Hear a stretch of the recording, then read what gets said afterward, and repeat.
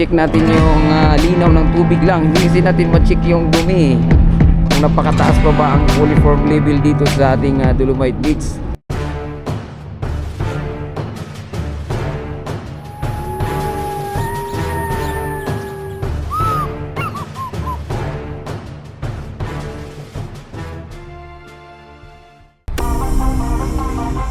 Ayan, good morning!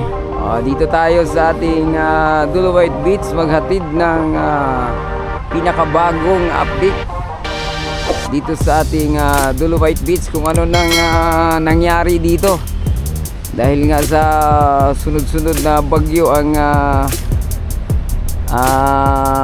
pumasok sa ating bansa, mabayan, no? At tuloy-tuloy ngayon sa mga ibang lugar, dalawa ata sa Luzon at saka sa baba, no? Ito kahit papaano naman banda rito, mabayan, ay malinis dahil saan dyan yung taga MMDA, no? At yung trash boom na dekada na nandito, mabayan, nanatili pa rin nandito ang trash boom. Ayan, so at banda naman dito, ayan, tingnan natin, check natin yung linaw ng tubig lang. Hindi kasi natin ma-check yung dumi, kung napakataas pa ba ang coliform level dito sa ating Dolomite Beach, lalo na't panay ang ulan. Siyempre bumaba sa mga ilog, mga drainage, papunta yan dito doon sa Ilog Pasig, no? Kasi yung dito sa mga tabi nito sa galing sa Romas Boulevard, mga bayan, ay dumadaan na yan sa water treatment, no? Oy, ganda ng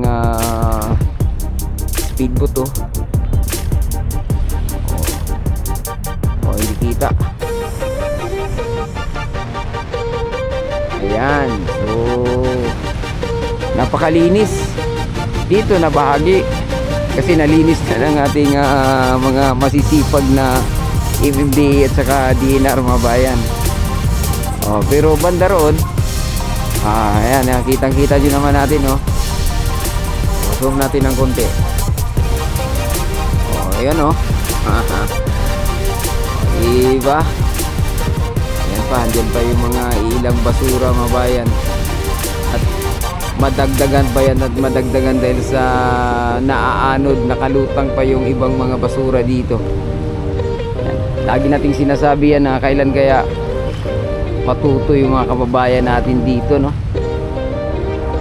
Mga karatig lugar na hindi magtapon ng mga disposable cup, mga babayan.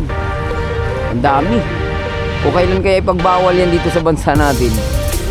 Yung mga ginagamit sa party, yung mga styro cup, plastic cup, mga bayan, no? Magano na lang, magdahon na lang ng saging. O yung umbak, ang bira, yung balat ng saging. Ito na naman yung Explorer, mga bayan, no? Ayan, i-zoom natin. Mag-check na naman yan sila diyan sa ilalim kung gaano nakadami yung basura.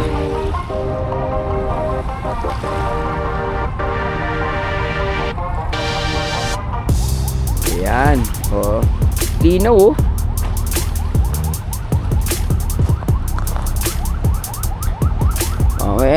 andito na yung mga sako-sako na mga nakolekta na, mga bayan, ay nagpuputi, pero andyan na rin naman yung truck na naghahakot. Di na siya masyadong naipunan ng basura sa ngayon. Medyo, oy! Napakasipag talaga nito, mga bayan, no? Ito yung saludo ako nito, ito yung team leader ata ng MMDA, mga bayan, dito sa Dolomite Beach.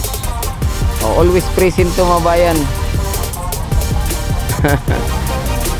Oo nga, isa-isahang legacy yan ni PRD dito sa Dolomite Beach, no?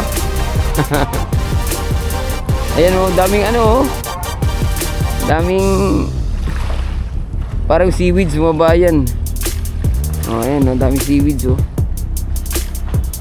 dito banda Dito hindi pa nila na kuha lahat ng basura na nandito. Yan o.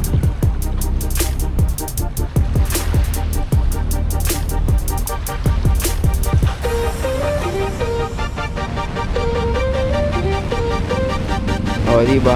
Pag malinis itong Manila Bidol White Mix, ganito ang itsura. Pero pag pagpabayaan mga bayan, maging ganito itong dadaanan natin. Ayan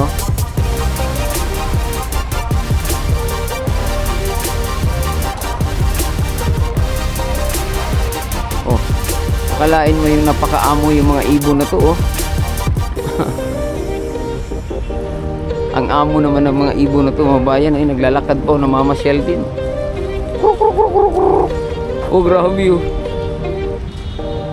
Hindi mo lang na sanay na sila. Hindi natin istorbohin. Diba tayo, iwas tayo sa kanila mga bayan. Ayan tatlong maliliit. Sa amin yan, tinitirador na yan.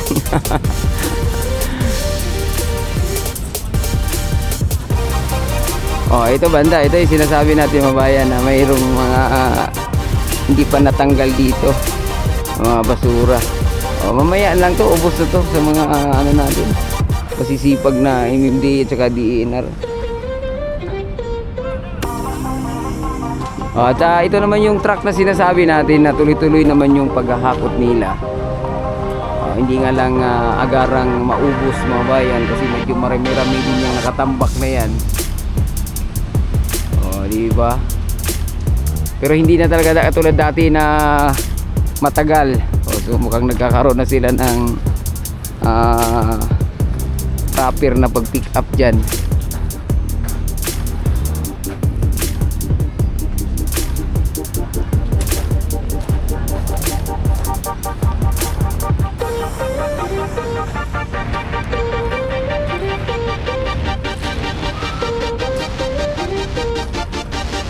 Ayan dito nagsalubong pala itong MMDA at saka DENR.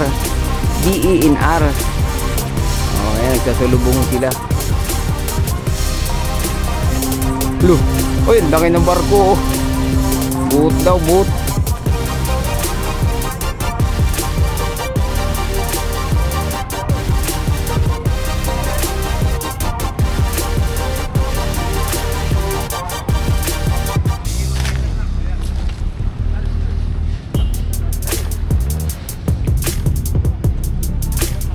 Grabe tuloy-tuloy lang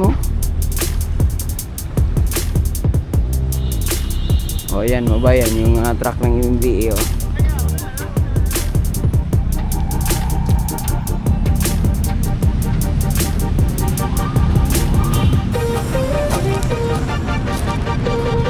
diba?